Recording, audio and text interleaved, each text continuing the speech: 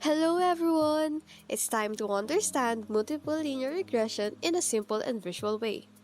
We'll focus on understanding why the model works using geometry instead of only formulas.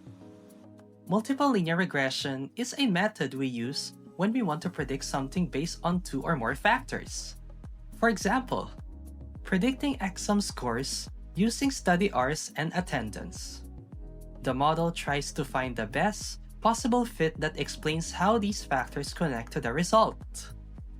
Now, instead of thinking of numbers in a table, imagine every variable as a direction or a vector in space. The predictors form a plane. Our goal is to express the output vector as something that lies in that plane. The model tries to express the result vector, like exam scores, using the predictor vectors. But sometimes, the result does not lie exactly in that subspace.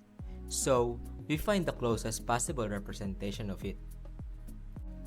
Now, imagine shining a light. The shadow that falls on a flat surface is the closest version of the object to that surface. That shadow is our prediction, which we call y-hat.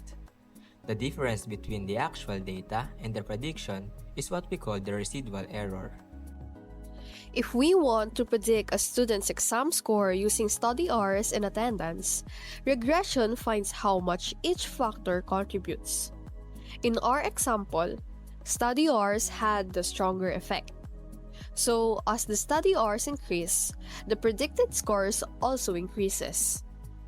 In car pricing, as mileage increases and the car gets older, the price goes down.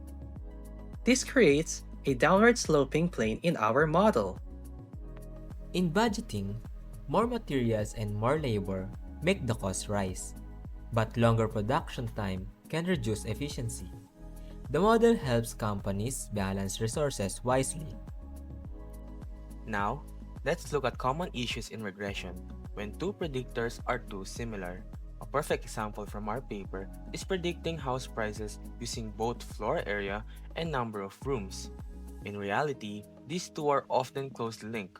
Bigger houses tend to have more rooms. When this happens, the vectors for these predictors in our vector space point in almost the same direction. They don't span a wide, stable plane but instead form a very narrow, almost line-like subspace. These overlaps make it difficult for the model to distinguish the individual effect of each variable. Is the price going up because of the area or because of the number of the rooms?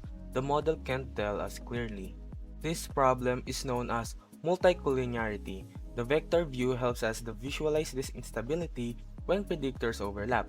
The regression plane becomes very sensitive to small changes and changes in the data. So, to bring it all together, the fundamental idea we want you to remember is this. Multilinear regression works by finding the closest point in the predictor subspace to our actual data vector. This is the geometric essence of the method. We call this closest point to the projection, and the method for finding it is known as the least square solution. That's why we call it the best fit model. It's literally the closest possible representation of our outcome using the predictors we have. To conclude, this study showed that multiple linear regression is not just a formula used in statistics, but also a geometric process that happens in a vector space. When we perform regression, we are really projecting the response vector onto the subspace spanned by the predictor variables. This helps us see how the predictors work together to produce the best possible estimate of the outcome.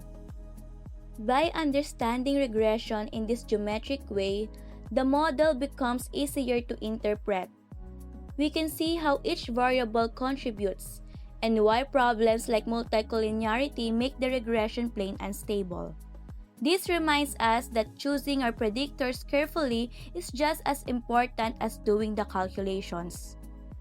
Overall, viewing MLR through vector spaces connect mathematics and real-world reasoning. It shows that data is not just numbers, it has structure, direction, and meaning. Remember that mathematics is not just about solving equations, it is about understanding relationships.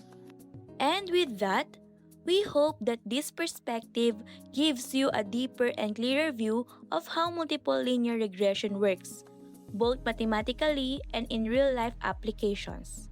Here's a QR code that you can scan for you to have access to the whole paper of this presentation. Hope this helps! Thank you for listening. Hope you've learned something new today. But hep hep hep, here are the members of this group. We have Bernardo Roswell Cody P, Mendoza Juliana Polina R, Morales Ara Jean DR, Natividad Leonard O, and No Danny R. That's all. Thank you.